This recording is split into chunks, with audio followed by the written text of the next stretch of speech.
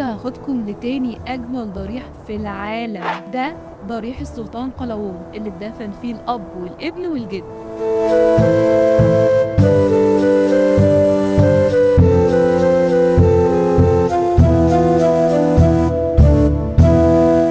ضريح السلطان المنصور قلاوون هو تاني أجمل ضريح في العالم بعد تاج محل في الهند.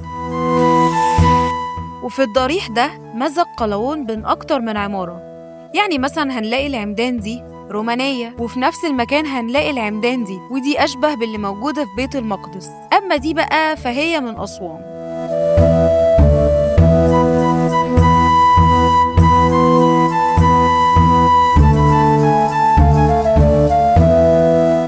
الضريح ليه قبة ضخمة وشاهقة الارتفاع، وهي تعتبر أعظم قبة في مصر، ومصنوعة كلها من الخشب. بصراحة سقف الضريح كله كان مبهر بالنسبة لي. الضريح بضخامته وفخامته دي كلها اتبنى في 11 شهر بس على إيد مهندس اسمه سنجر.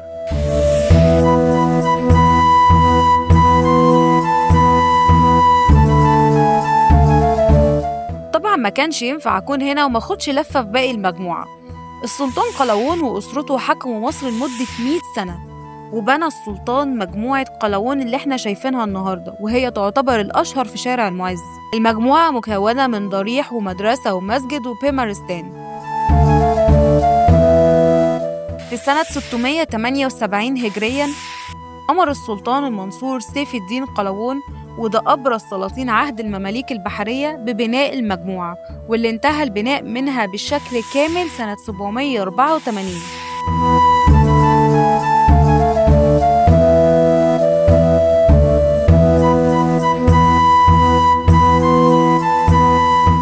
بيقولوا برضو إن السلطان قلاوون كان شاعر وليه أكتر من ديوان، ومن أشهرهم هو ديوان الحصن الحصين، وده ديوان كتبه قلاوون في مدح مصر وأهلها.